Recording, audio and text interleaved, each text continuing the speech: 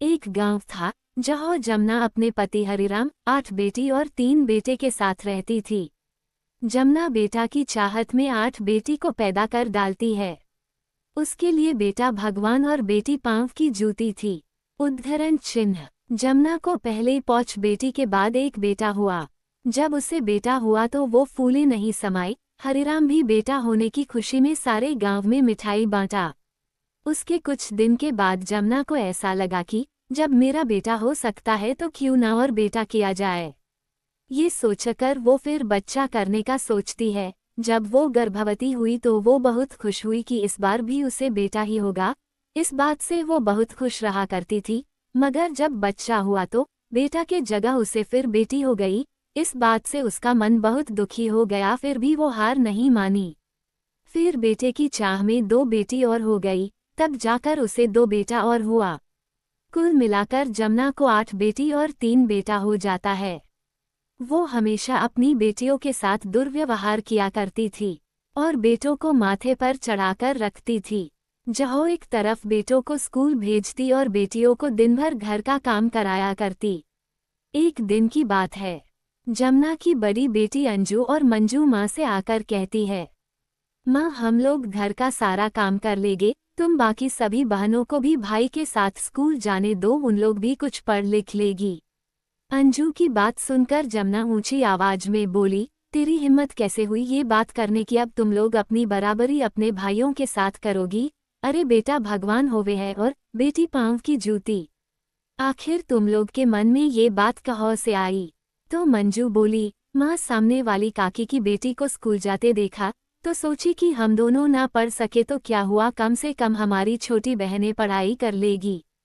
जमुना बोली, इसलिए तुम लोग ने सोचा कि जाकर इस बारे में माँ से बात करूं। मगर सुन छोरी, उसके घर और हमारे घर में अंतर है। हमारे घर की बेटियां घर से बाहर पौव ना रखे हैं। अगर घर से बाहर पौव रखने की कोशिश की तो तुम लोगों के पौव काटकर हाथ में दूंगी, समझी। अब जा यहाँ से जाकर जल्दी खाना बना, तेरे भाइयों का स्कूल से आने का समय हो गया है। अगर खाना समय से तैयार नहीं हुआ तो तुम सब बहनों को मैं आज भूखी रखूंगी, बोलकर जमुना अपने छोटे बेटे के साथ खेलने लगी।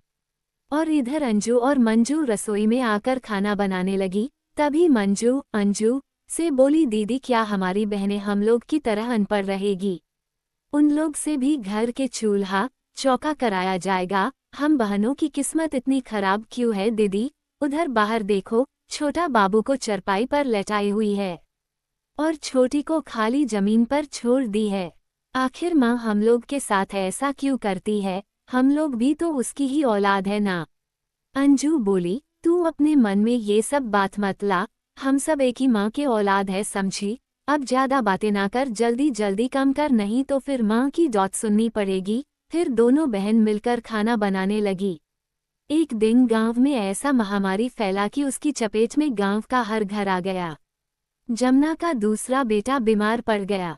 उसकी तबीयत इतनी खराब थी कि संभल नहीं रही थी। हरिराम अपने बेटे को डॉक्टर के पास ले गया, लेकिन डॉक्टर भी जवाब दे दिए कि अब इसका इलाज यह संभव नहीं है, इसे शहर ले जाना पड़ेगा। हरिराम और जमुना अपने बेटे को लेकर शहर के लिए निकल गए, मगर आधे रास्ते में ही उसके बेटे ने दम तोड़ दी। फिर दोनों अपने बेटे को लेकर घर वापस आ गए। उसके बाद बेटे के जाने के गम में जमुना का गुस्सा खुद की बेटियों पर निकालना शुरू कर दी। वो रोज अपने बेटियों से कहती, हे भगवान कैसा तेरा न्याय है। मेरे बेटे के जगह मेरी बेटियों को उठा लेता तो कम से कम मेरे माथे से एक बोझ तो कम हो जाती। अरे बेटे तो बुढ़ापे का सहारा होवे है, मगर बेटियां बोझ। सहारे को तो तूने छीन लिया, बोझ को भी उठा ले, बड़ी कृपा होगी हमारे ऊपर। जमुना रोज भगवान से ये बात बोलती और बोल बोल कर अपने मन को संतुष्ट करती। बेटियों को अपनी माँ के मुंह से ये बात सुनना अच्छा नहीं लगता था, मगर क्या करे, माँ की बात सुनने के अलावा उनके पास और कोई चारा नहीं था। धीरे धीरे समय निकलता चला गया, मगर जमुना का अपने बेटियों को लेकर उसका व्यवहार वैसा का वैसा ही रहा, उसमें कभी कोई बदलाव नहीं आया। और अब सभी बच्चे बड़े हो गए थे। हरिराम 5 बेटियों की शादी 15-16 साल में ही कहीं ना कहीं करा चुका था। एक दिन की बात है, जमुना का दूसरा वाला बेटा अपनी छोटी बहन के साथ रसोई में खेल रहा था। और रात का समय था और दो बेटियां रोटी बना रही थी। जमुना का बेटा खेलते खेलते अपनी बहन को चूल्हे में धकेल देता है, जिससे उसका पूरा चेहरा जल जाता है। फिर उसकी दोनों बड़ी बहन उसके चेहरे पर पानी मरने लगती है, मगर जलन से वो रोने लगती है। आवाज सुनकर जमुना रसोई में आती है और जब उसे सब कुछ पता चलता है तो वो बेटी को देखने के बजाय अपने बेटे को देखती है कि कहीं बेटा तो नहीं जल गया।